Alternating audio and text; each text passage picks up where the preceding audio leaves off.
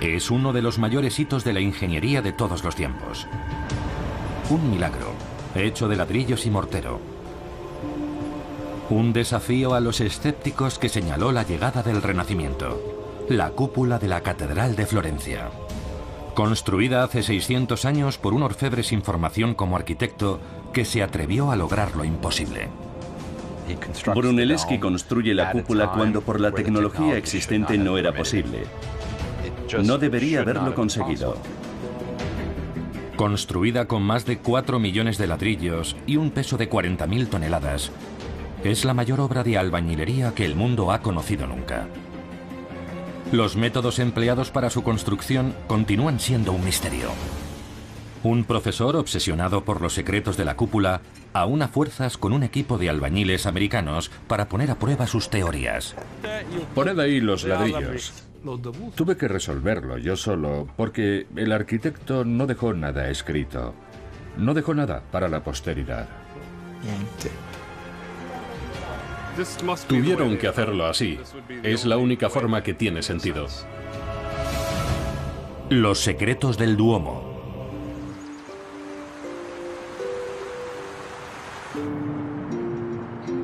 Florencia, Italia.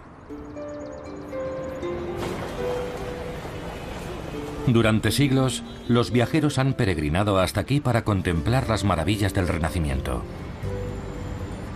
Hace 600 años, esta ciudad experimentó una explosión creativa sin parangón en la historia. Visionarios como Leonardo da Vinci y Miguel Ángel crecieron aquí, en un ambiente que celebraba la imaginación y la innovación. Muchos creen que el Renacimiento se inició al término del hito más visible de la ciudad: la cúpula de la Catedral de Santa Maria del Fiore.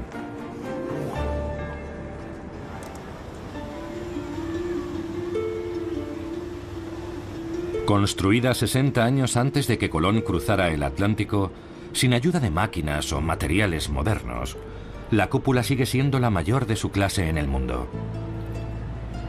Es un icono envuelto en un misterio, porque nadie sabe exactamente cómo fue construida.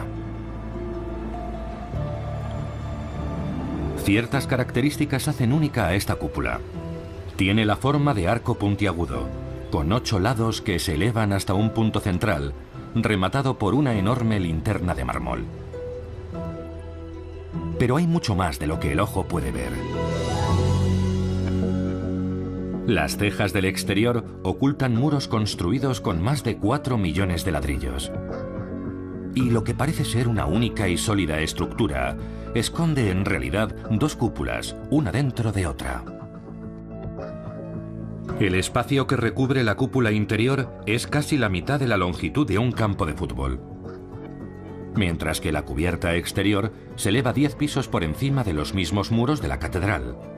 Tiene 51 metros de altura.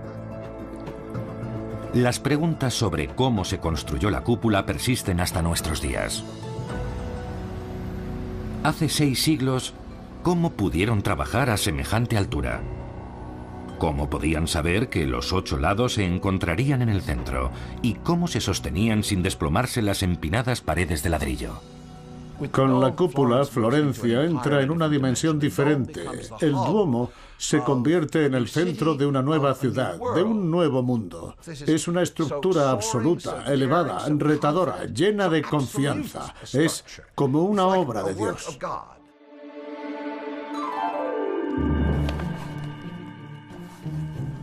Pero la cúpula es el trabajo de un hombre, uno de los genios más escurridizos y enigmáticos de todos los tiempos. Su nombre, Filippo Brunelleschi. Formado como orfebre, sin experiencia en arquitectura o construcción, logra un desafío en apariencia imposible.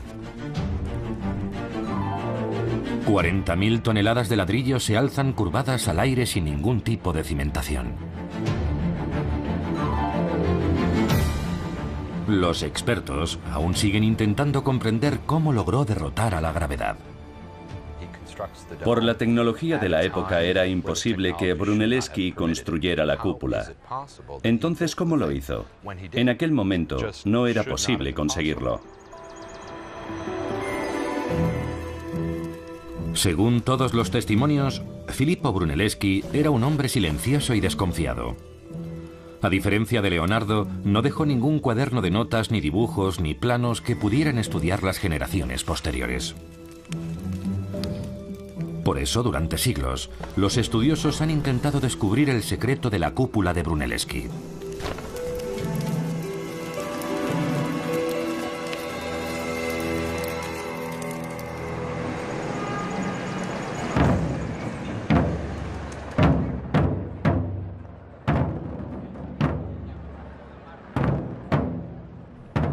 En Florencia veneran a Brunelleschi. Cada año se celebra una procesión el día del aniversario de su muerte. ¿Su destino? La tumba del propio Brunelleschi en el interior de la catedral. Massimo Ricci, profesor de arquitectura e ingeniería en la Universidad de Florencia, preside la ceremonia. Ricci ha dedicado 40 años de su vida a intentar comprender los métodos del maestro. Brunelleschi se ha convertido en una obsesión.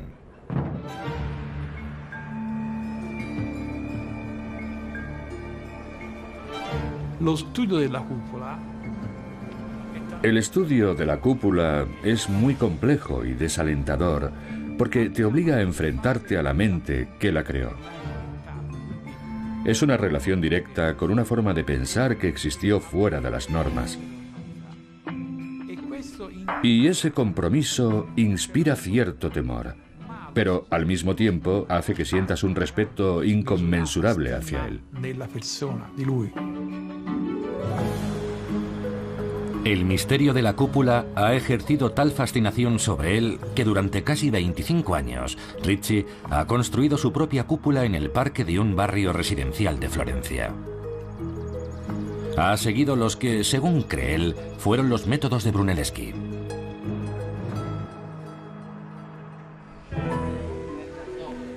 Comenzó a construirla en 1989. Desde entonces el modelo se ha convertido en un laboratorio al aire libre, con Ricci interpretando el papel de Brunelleschi y equipos de estudiantes de arquitectura llevando a la práctica sus ideas. Ricci insiste en que su enfoque es la única forma de contestar a las preguntas que han desconcertado a los estudiosos desde el Renacimiento. Yo fui el único que sintió la necesidad de construir un modelo a una escala tan grande. Una obra que me permitiera comprender más profundamente todos los secretos ocultos en la cúpula. Ahora el experimento se encuentra en un punto crucial del proceso. Con más de 400 toneladas de ladrillos colocados, los muros comienzan a curvarse hacia el interior. El poder de la gravedad es imparable. Y el peligro de hundimiento es muy real.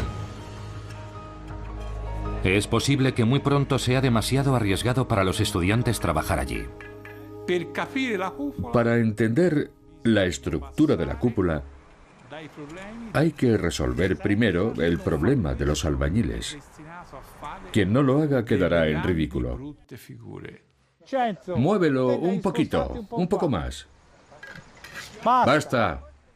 En el Renacimiento no existía el láser, ni los modelos de animación por ordenador, ni planos detallados. Los constructores usaban cuerdas. Ricci está convencido de que el secreto de la cúpula tiene algo que ver con la forma en la que Brunelleschi usaba las cuerdas para saber cómo colocar cada ladrillo. No, troppa. No. La cúpula de Ricci es 5 veces más pequeña que la de Brunelleschi, pero sigue siendo enorme. Lo bastante grande como para demostrar que su teoría sobre el secreto de la cúpula es correcta. Yo creo que a menudo, cuando tienes a un artista cuya personalidad es tan desconocida como la de Brunelleschi, casi inevitablemente los estudiosos asumen el rol del artista. Lo que intentas hacer es ponerte en la mente del arquitecto. Intentar encontrar el secreto de la cúpula es intentar encontrar el secreto de Brunelleschi. La búsqueda de ese secreto comenzó en los años previos al Renacimiento. A comienzos del siglo XIV tiene lugar una especie de carrera armamentística medieval entre Florencia y otras ciudades-estado emergentes como Siena y Pisa.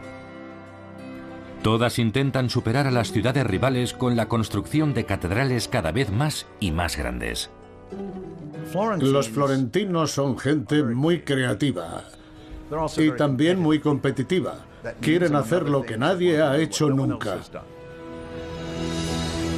Decidieron que otras ciudades de la Toscana, otras ciudades de Italia, tenían templos más grandes que los suyos y querían competir con ellas y, sobre todo, querían superarlas. En 1293, las autoridades de la ciudad de Florencia formaron un comité para supervisar la construcción de una nueva catedral. Quieren que la suya sea diferente a cualquier otra. A los florentinos no les agrada el aspecto de las catedrales góticas que han aparecido por toda Europa durante más de un siglo. Las consideran demasiado recargadas, con sus muros apoyados por arcos arbotantes y sus exageradamente elevadas y puntiagudas agujas. Para inspirarse, el comité mira a la antigua Roma, en especial al templo clásico en honor a todos los dioses romanos, el Panteón. El Panteón era famoso por su inigualable cúpula, hecha de argamasa romana. Pero semejante tecnología constructiva había sido completamente borrada por siglos de guerras. En la época, era una idea aceptada que ninguna cultura rivalizaría jamás con los romanos en el arte de la construcción.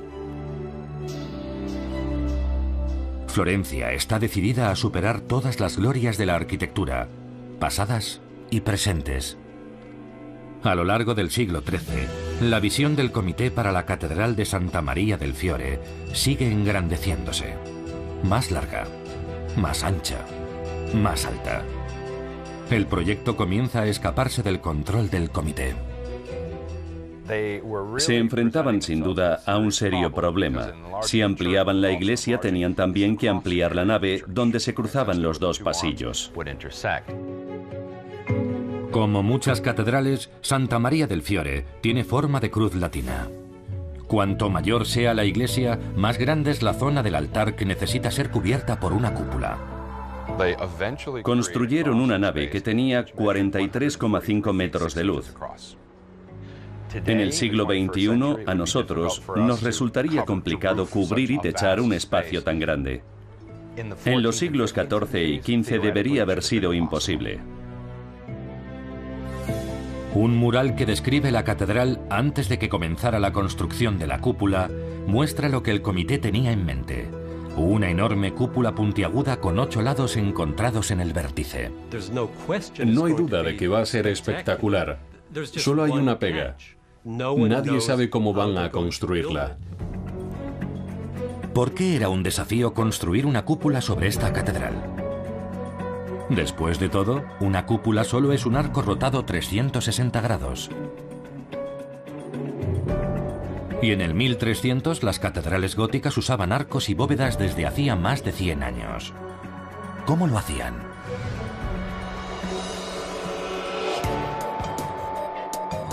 La tecnología medieval se basa en las estructuras de madera para sujetar la mampostería hasta que se coloca la última pieza. La tensión entre los dos lados permite que la estructura se mantenga por sí sola. Esta técnica es conocida como cimbra. Primero se levantaba una estructura de madera y encima se ponían los ladrillos y esperabas a que se secara la argamasa. Luego te santiguabas, retirabas la estructura y corrías porque el porcentaje de fallos era del 50%. Pero esta tecnología no servía para la Catedral de Florencia. El problema de fabricar una cimbra para Santa María del Fiore es que necesitaba unas dimensiones sin precedentes y habría sido extraordinariamente cara. El área bajo la cúpula es tan alta y tan ancha que la construcción de una estructura de madera para soportar la mampostería habría requerido centenares de árboles, años de construcción y sumas enormes de dinero. A menos que alguien inventara una forma de sujetar los curvados muros a medida que se elevaban, la cúpula nunca se hubiera construido. Lo más extraordinario es que se inicia un proyecto sabiendo que se carece de la tecnología necesaria para terminarlo.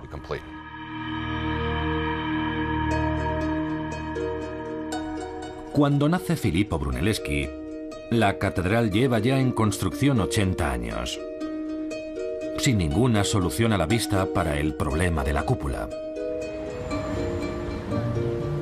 Brunelleschi pasa su juventud formándose no como arquitecto o cantero, sino en un oficio que sigue prosperando en la Florencia actual, la orfebrería.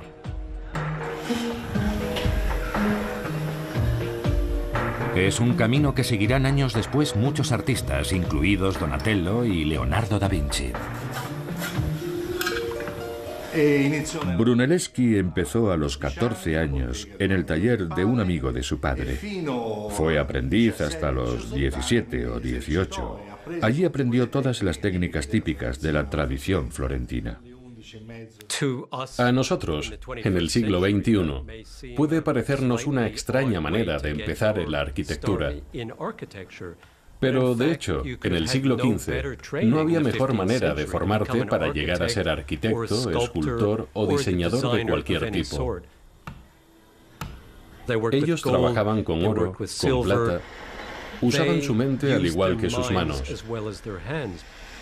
Tenían que encontrar soluciones tanto desde un punto de vista práctico como estético.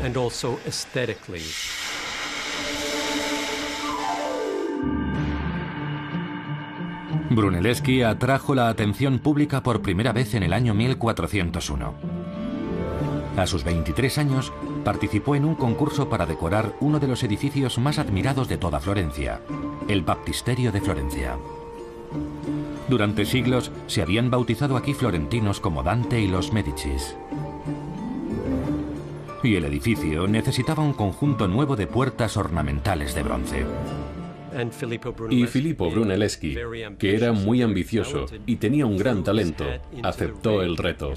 Es el concurso artístico más importante para una obra pública.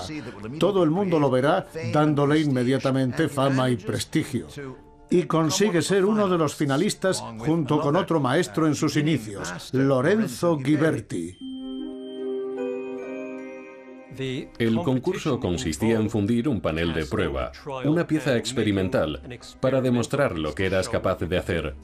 Les dieron la misma cantidad de bronce a todos y les dijeron: volved a vuestros talleres y haced algo. Ellos crearon dos paneles que, afortunadamente, aún se conservan. En esos dos paneles se produce un choque de estilos. El estilo clásico de Ghiberti frente al renacentista de Brunelleschi. El Abraham de Lorenzo Ghiberti es muy hermoso. Tiene una barba larga y rizada, y su cabello es abundante. Es una escena muy ornamentada, muy rica en detalles. La de Brunelleschi es de un humanismo increíble, y eso es algo completamente nuevo. Observad la forma en la que Abraham quiere matar a su hijo. El Abraham de Ghiberti simplemente posa con el cuchillo, y el hijo está allí, sin más, casi como si estuviera preparado para morir apuñalado. Sin embargo, en la obra de Brunelleschi, Abraham sujeta a su hijo por la garganta. Vemos que ha colocado su mano allí donde fluye la sangre, porque quiere aturdir a su hijo, porque no quiere que su hijo sienta dolor cuando lo apuñale con su cuchillo. Es la creación de un genio increíble. Esta obra, sobre todo, define a Brunelleschi como artista. Esa es la diferencia que nos conduce al arte del 1400, al Renacimiento. Esto es el Renacimiento. Los dos paneles son obras maestras, pero la visión de Brunelleschi es demasiado audaz para su tiempo. La comisión se inclina por Lorenzo Ghiberti. Sin ninguna duda, perder el concurso ante Lorenzo Ghiberti le hizo mucho daño. Un hecho que determinó la carrera de Brunelleschi y la forma en la que se condujo desde entonces. Puede que entendiera o no por qué había perdido, pero sin lugar a dudas, desde entonces, Filippo Brunelleschi debió sentir que tenía que forjarse un hueco. Tras el concurso, Brunelleschi, decepcionado, abandona Florencia. Poco se sabe acerca de su vida durante los siguientes 15 años, pero está claro que pasó algún tiempo en Roma estudiando los monumentos antiguos. Algunos creen que ya se estaba preparando para un futuro reto: construir la cúpula de la Catedral de Florencia.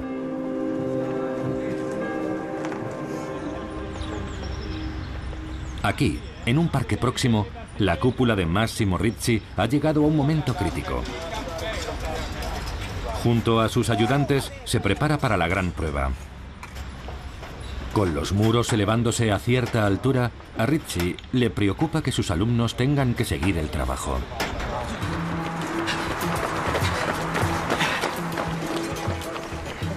Por eso, un nuevo equipo llega a la ciudad para ayudar a dar un último impulso a su experimento. Buenos días. Todos son maestros albañiles de Estados Unidos. Encantado de conocerle. Dave Wasocki. Don Hunt, encantado. Empezaremos por aquí. Todos son miembros del Instituto Internacional de Albañilería, dedicado a la formación de trabajadores en el oficio. Un cuarto de pulgada, media pulgada. ¿Cuántos centímetros es eso? Nada de pulgadas aquí. Centímetros. Sí, perdona. Todos tienen más de 20 años de experiencia en el oficio. No han venido a Florencia por la comida o por las obras de arte. Están aquí para poner ladrillos. Ahí está, perfecto. Los albañiles entienden la estructura básica del plan de Brunelleschi. Las 8 esquinas de la cúpula, donde se juntan los muros, actúan como los arcos de la bóveda. Una vez se unan en el vértice, serán unos arcos robustos. Junto con los arcos interiores, aún más pequeños, están muy lejos de ser suficientes para soportar 40.000 toneladas. Básicamente es una serie de 4 arcos góticos que se levantan así. Si vemos que esta costilla está aquí, la opuesta subirá. Entonces tienes una serie de 4 arcos góticos que deben encontrarse en el centro. Esa es la clave. Trabajando en el modelo, los americanos se enfrentarán al misterio clave de la cúpula. Pero hasta que los muros curvos lleguen a unirse en lo más alto, ¿qué es lo que evita que caigan al suelo? ¿Y qué magia usó Brunelleschi para desafiar a la gravedad? He construido muchas cosas, estadios de béisbol, de rugby, pero nunca había trabajado en algo como esto.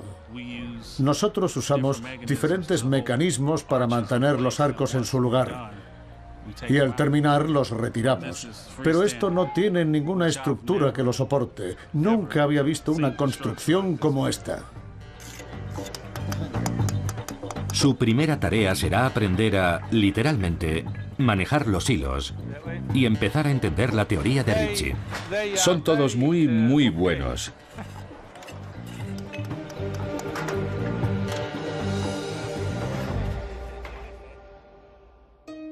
En 1418, más de un siglo después de que se iniciaran los trabajos, la enorme catedral está casi terminada. Es más grande que ninguna otra en el mundo. Pero sin una cúpula corre el riesgo de convertirse en el hazmerreír del mundo. Es evidente que a los habitantes de la ciudad les preocupaba este problema. Todos los florentinos hablaban de ello. Sabían muy bien que se arriesgaban a quedar mal ante sus rivales. Se dieron cuenta de que la obra había llegado a un punto en el que no podían seguir retrasando la construcción de la cúpula. Así que convocaron un concurso diciendo: a cualquiera que tenga una idea para hacerlo, la que sea, le escuchamos. Algo así como: envíen sus propuestas en una carta, por favor. No tenían ni idea de lo que iban a hacer, no sabían cómo seguir. Empezaron a llover las propuestas para la construcción de la cúpula. Pero todas compartían el mismo fallo crucial. Dependían del uso de una estructura de madera para mantener los ladrillos en su sitio durante la edificación. Solo un candidato promete construir una cúpula autónoma y autosustentada: Filippo Brunelleschi. Brunelleschi le dijo al comité que había encontrado la forma de que la cúpula se mantuviera firme a pesar de su curvatura interior. La ventaja financiera de la propuesta debió de ser extraordinaria, pero el escepticismo fue aún mayor. ¿Cómo es posible? ¿Qué impedirá que la estructura simplemente se deslice y derrumbe mientras la construimos? Pero hay un problema. Brunelleschi, a sus 41 años, nunca ha construido nada. Ese momento decisivo es el punto culminante de 2 siglos de historia de la construcción de la basílica. ¿Quién es ese orfebre que ahora da un paso al frente y dice: mirad, tengo las credenciales, tengo el conocimiento y la inspiración para diseñar esta estructura? ¿Le habrían creído? Yo no. Quizá la seguridad en sí mismo impresionara al comité porque, evidentemente, Brunelleschi no había resuelto todavía todos los problemas. Brunelleschi tenía una idea muy clara de cómo construir esa cúpula, pero sabía que ciertos aspectos solo podría resolverlos durante la obra. Filippo, que era extremadamente cauteloso y no quería que nadie más conociera su plan, dijo: os enseñaré cómo lo voy a hacer cuando me deis el trabajo. Dadme el trabajo, lo empezaré y veréis cómo funciona. Todos los demás habían expuesto sus planes, pero Brunelleschi se negó. Dijo: sé cómo construirlo, he estudiado las antiguas estructuras romanas y lo he visto construido. Y ellos le contestaron: tienes que contarnos algo. Bien, dijo, traedme un huevo. Quien sea capaz de mantenerlo en pie entenderá cómo voy a construir la cúpula. Imaginad a aquellos eminentes maestros de obra de toda Europa intentando poner de pie un huevo. Todos fracasaron. Entonces le dieron un huevo a Brunelleschi y le dijeron: demuéstranos lo que dices. Y Vasari, quien cuenta la historia en el siglo XVI, usa un término vulgar. Dice: Pipo rupe el culo al huevo. Pipo, diminutivo de Filippo, rompe el culo del huevo. Lo rompió y dijeron: eso también podríamos haberlo hecho nosotros. Y Brunelleschi dijo: sí, y seríais capaces de construir la cúpula si supierais lo que yo sé. 17 años antes, su visión audaz pudo costarle el concurso para las puertas del baptisterio. Esta vez, Brunelleschi mantiene su idea en secreto el mayor tiempo posible y pide al comité que confíe en él. Si hubiera confiado su secreto a la comisión, esta no lo habría comprendido. No habría entendido ese tipo especial de ladrillo, una técnica especial de albañilería que él planeaba utilizar en el interior de la cúpula. En abril de 1420 el comité toma una decisión. Elige a Brunelleschi junto a otros 2 candidatos, incluido su viejo rival Ghiberti, para construir la cúpula. Si alguna vez tuvo un momento de duda, creo que fue entonces, porque él era perfectamente consciente de la magnitud de la tarea. Un trabajo que literalmente tenía ante él, porque él se había asomado a ese abismo, a esa cima. Seguro que en algún momento tragó saliva y pensó: ¿voy a ser capaz de hacerlo? Brunelleschi se convierte rápidamente en el líder y acepta su primer reto: subir los materiales de construcción hasta una plataforma situada a 50 metros de altura. Entonces no existía ninguna solución técnica. Hasta los tiempos de Brunelleschi, las máquinas elevadoras eran conocidas genéricamente como la gran rueda. Se trataba de una gran rueda de madera, muy parecida a las ruedas de las jaulas modernas, dentro de la cual caminaba un hombre que la hacía girar. La rueda, al girar, enrollaba una cuerda que subía poco a poco la carga gracias a la fuerza de los hombres que caminaban en su interior. Brunelleschi sabe que no podrá usar los viejos métodos en un proyecto de dimensiones tan grandes y a tanta altura.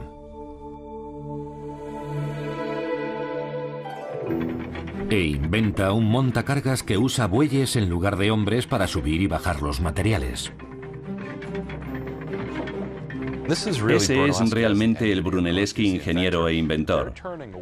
Los hombres hacen girar una rueda que a su vez hace girar un eje vertical, accionando una serie de engranajes. De forma que cuando el buey se movía en una dirección, la carga subía. Pero lo más importante es que Brunelleschi se dio cuenta de otra cosa. No solo vamos a tener que subir material, también tendremos que bajarlo. Y así creó la primera marcha inversa de la historia. Que el buey se mueva siempre en la misma dirección ahorra un tiempo muy valioso. La grúa sube o baja los materiales dependiendo de cuál de las dos ruedas horizontales se engrane con la rueda vertical del tambor que enrolla la cuerda. Cuando hay que subir material, se engrana la rueda inferior y el tambor recoge la cuerda. Cuando hay que bajar material, se acciona la rueda superior haciendo que el tambor gire en la dirección opuesta. Solo con cambiar la rueda que encaja con el eje principal, puedes cambiar el sentido de la marcha, bajando materiales o subiendo materiales desde el suelo. El buey podía girar todo el día en la misma dirección y el transporte de materiales en cualquiera de las dos direcciones nunca se interrumpía. En 3000 años de ingeniería, nadie lo había conseguido. Brunelleschi llegó más lejos de lo que nadie había llegado hasta entonces.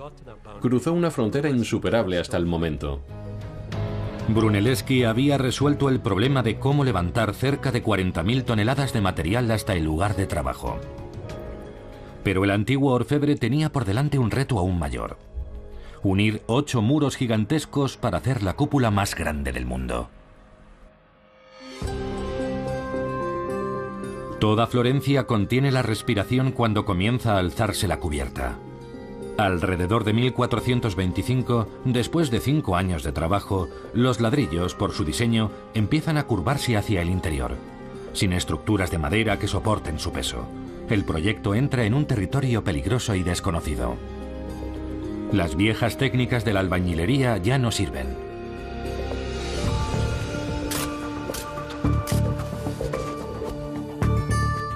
La mayoría de los muros se construyen disponiendo hilada de ladrillo tras hilada, una tras otra, fila sobre fila.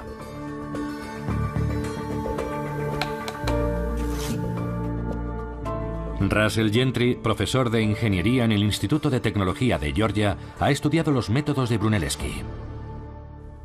Si Brunelleschi hubiera construido los muros de una manera sencilla, como podemos ver aquí, tendríamos capas de ladrillo y de mortero. Pero esas capas de ladrillo y mortero apenas están separadas entre sí. Las capas de mortero representan planos de debilidad por todo el muro. Como vemos aquí, el muro se inclina, la gravedad lo empuja hacia mí. Y puede abrirse una grieta en una de las capas de mortero. El mortero es menos resistente que el ladrillo y toda la obra podría ceder cayéndose los ladrillos. Ha llegado el momento de que Brunelleschi comparta parte de su plan secreto con el mundo. Se había llegado a un punto en el que cualquier edificio necesitaba siempre algún tipo de soporte.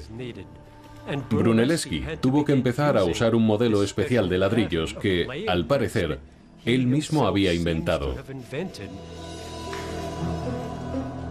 En el nuevo diseño de Brunelleschi, los ladrillos horizontales son interrumpidos por otros dispuestos verticalmente. En vez de continuar en línea recta, los ladrillos zigzaguean.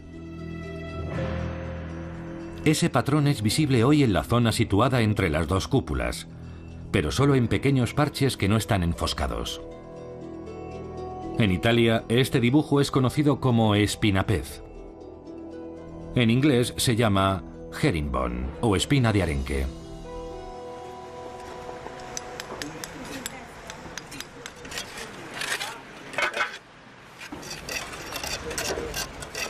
Me parece que tenemos espinapez para cenar.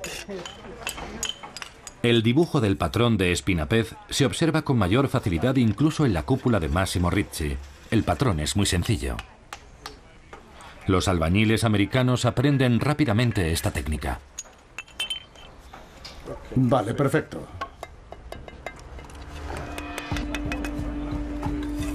Primero ponen los ladrillos verticales, la espina. Una vez colocadas las espinas, se calzan los ladrillos horizontales entre ellas, fila tras fila.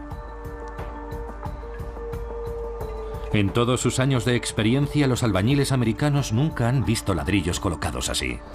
Es diferente. Las técnicas son sin lugar a duda muy diferentes a las que nosotros conocemos. Es un sistema asombroso.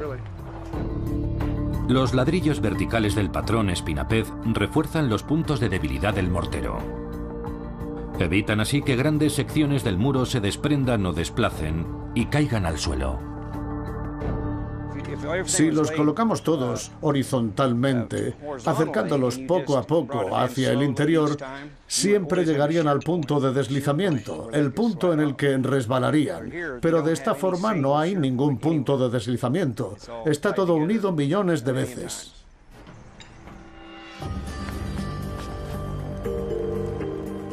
El patrón de espinapez era tan desconocido en la época que Brunelleschi tuvo que convencer a la Junta de la Catedral y a los trabajadores para que le permitieran hacerlo. Una vez más, Brunelleschi se enfrenta a las convenciones y además pide a los trabajadores que le confíen sus vidas. Los obreros trabajaban a 65 o 70 metros de altura, colgados literalmente sobre el vacío. Si se caían, la muerte era segura. Por eso Brunelleschi necesitaba que sus hombres confiaran en él, y ellos necesitaban creer que Brunelleschi sabía lo que estaba haciendo. Brunelleschi debió hacer algo para convencer a los trabajadores de que confiaran en su nuevo método. ¿Pero qué?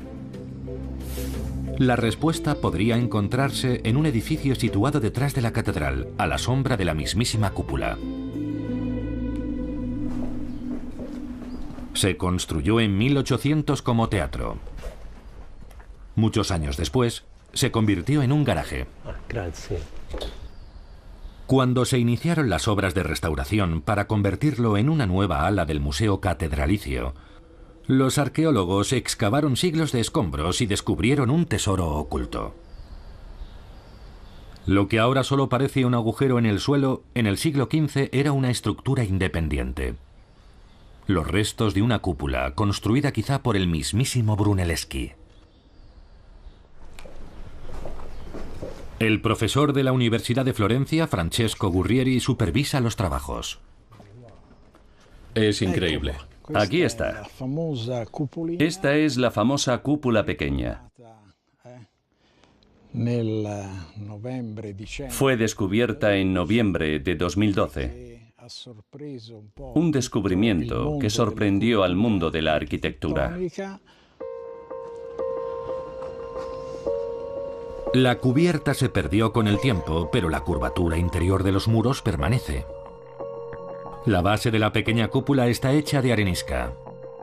El enladrillado solo comienza a 1/3 de la altura del muro. Esta proporción refleja exactamente el diseño de la cúpula de la catedral. Y el aparejo sigue el modelo espinapez. Me entusiasmé porque reconocí inmediatamente la presencia del patrón espinapez y enseguida lo relacioné con la técnica de Brunelleschi. ¿Crees que Brunelleschi estuvo aquí y dijo, así es como voy a hacerlo? ¿Este es el secreto para construir la cúpula? Sí. Es muy probable que durante su construcción Brunelleschi viniera aquí, que demostrara así el uso de la técnica del espinapez. Sí, creo que este es el modelo.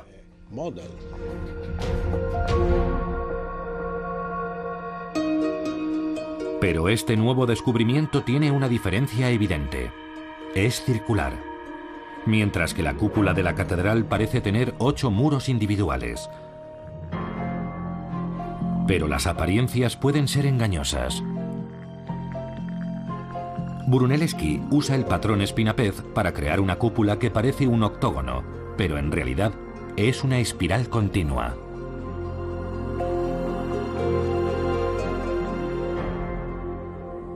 Estamos viendo la esquina de la cúpula de Massimo y lo que vemos detrás de esa esquina es el arranque de la base del aparejo. Y conforme ascendemos, podemos observar los ladrillos dispuestos según el patrón de Espinapez. Si miramos con atención, vemos que arrancan aquí, giran detrás de la esquina y siguen ininterrumpidamente desde una cara de la cúpula a la siguiente cara. Simplemente moviendo algunos ladrillos en los lados, Brunelleschi consigue un nuevo patrón y logra dos objetivos importantes: prevenir que se extiendan las grietas y unir los 8 muros en un solo cuerpo. La forma en espiral resiste la fuerza de la gravedad de una manera más eficaz que una cúpula de 8 lados. Para muchos, el espinapez es el secreto de la cúpula. La construcción de la cúpula guardaba muchos secretos. Algo que los albañiles americanos han llegado a comprender gracias al tiempo que han pasado con Massimo Ricci. Mira eso, es una pieza. Tras 2 semanas de trabajo están preparados para comparar su trabajo con el original. La bóveda interior está completamente cubierta por un mural religioso. Vaya. La zona entre las 2 bóvedas solo ofrece atisbos de los elementos clave. Esto es una costilla de esquina, ¿lo ves? Sí. Y esto sería una costilla interior. Y el yeso lo cubre todo, salvo algunas zonas de ladrillo visto. Aquí puedes verlo. Es un buen ejemplo de espinapez. Vaya, esto es impresionante. Da un poco de miedo, ¿verdad? Sí, ya no podemos quejarnos por trabajar sobre nuestro modelo a escala 1,5 a 3 metros de altura. No. Al bajar, los trabajadores descubren algo que solo un ojo experto podría ver. ¿Veis esto, muchachos? ¿Veis cómo sube hacia el centro? Igual que en el modelo. Y mirad esto. Este de aquí es el arco horizontal. Los arcos descienden desde las costillas de las esquinas hacia el centro de los muros. Las enormes dimensiones de la cúpula hacen que resulte difícil apreciarlo. Pero los americanos reconocen su importancia gracias a Massimo Ricci.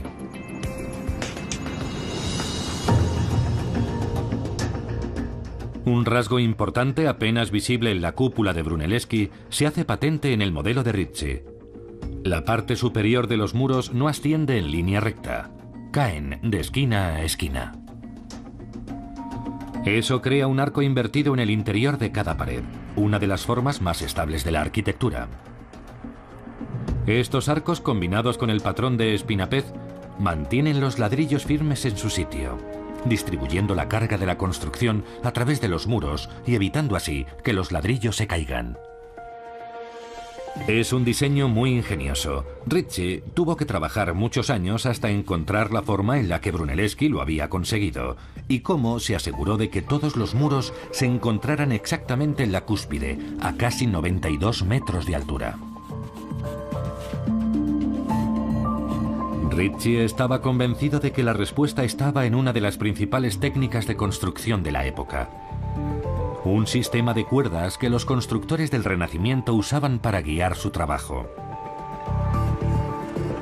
Si Ricci lograba descubrir cómo disponía Brunelleschi sus cuerdas, habría descubierto uno de los secretos más codiciados de la cúpula. Sabía que las cuerdas guía debían estar fijadas a una amplia plataforma construida en la base de la cúpula. Pero ¿cuál era el patrón? Tuve que resolverlo yo solo, porque Brunelleschi no dejó nada escrito. No dejó nada. Ricci realizó cientos de posibles diseños intentando descifrar el secreto de Brunelleschi. Entonces, oyó hablar de un documento de hace 600 años que está guardado en el Archivo Estatal de Florencia. Es un dibujo sobre pergamino realizado unos 5 años después de que se iniciaran los trabajos en la cúpula. Este boceto es el único testimonio original que ha sobrevivido de la construcción de la cúpula. y es una crítica feroz a los métodos de Brunelleschi. El crítico, llamado Giovanni Di Plato, detallaba lo que consideraba los errores de Brunelleschi. La cúpula, advertía, está condenada a hundirse. Lo despedaza. Intenta despedazar a Brunelleschi, pero la realidad es otra. Giovanni Di Plato no entendía casi nada de lo que Brunelleschi estaba haciendo, pero nos legó con su crítica una información muy importante. Puede que Di Plato no entendiera el sistema de Brunelleschi, pero era muy meticuloso en sus observaciones. Dibujó cuidadosamente las cuerdas guía que Brunelleschi estaba usando para dirigir su construcción. Y lo que es más importante para Ricci, Di Plato también dibujó la plataforma sobre la que estaban atadas las cuerdas. Ricci se percató de algo extraño, una tenue línea curva alrededor de la plataforma. A Ricci le parecía una flor. Inmediatamente comprendió que era la clave del sistema de Brunelleschi. Cuando vi la flor dibujada sobre la plataforma, me dije: bien, he llegado al lugar correcto. Ricci incorporó la flor en la plataforma de su cúpula, usándola como guía para la construcción de los muros.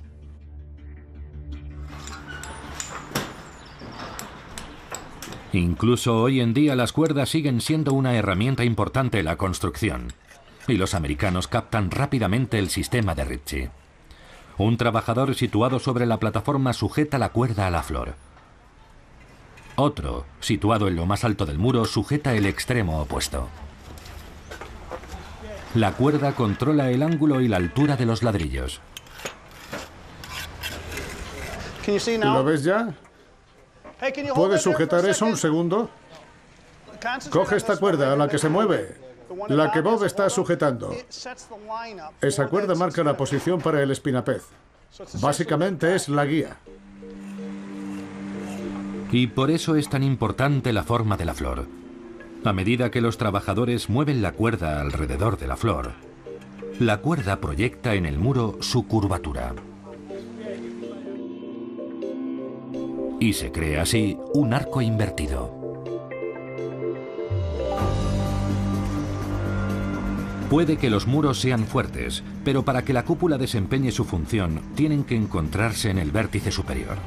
Un pequeño error de cálculo, repetido cientos de miles de veces, conduciría al desastre. Este es el ángulo, y a medida que subes, debería seguir hasta arriba. Digamos que si no es el correcto, cuando te aproximes al vértice no quedará en el centro, de forma que la cúpula podría quedar así o de esta forma. ¿Cómo podía saber Brunelleschi que su cúpula iba por el buen camino? La respuesta está en las cuerdas. Cruzándose de muro a muro, marcan el punto central. Antes de que la cuerda marque el lugar de un ladrillo, debe pasar por el centro. Ladrillo a ladrillo, los muros de la cúpula de Brunelleschi se elevan hasta encontrarse en la cúspide, a casi 92 metros de altura. Y la cúpula está terminada.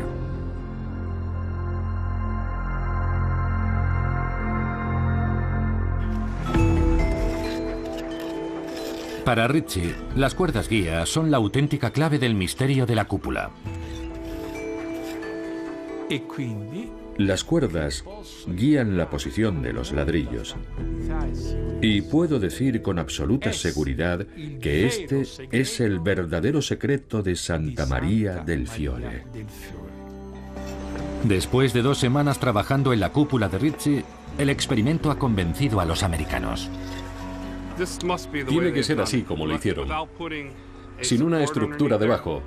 Esta es la única explicación posible. Es la flor. Y es el patrón del espinapez. Esas son las 2 piezas para completar este rompecabezas. No se puede construir una cúpula como esta sin estas medidas de control.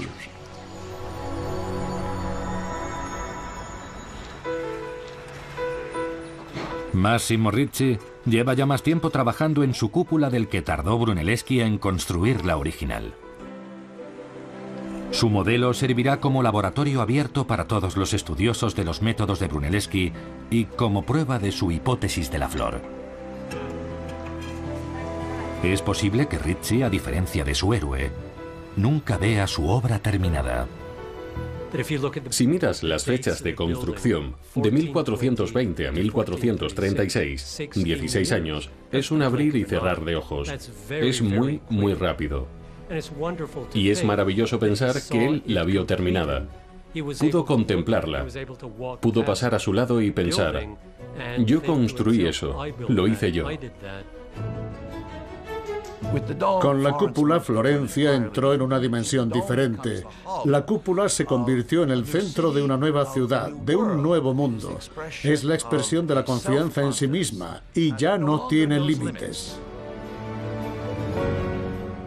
La gente necesita obras que puedan hablarle de su propia capacidad de soñar. La cúpula de Brunelleschi es quizá la mayor de esas obras en la historia del arte.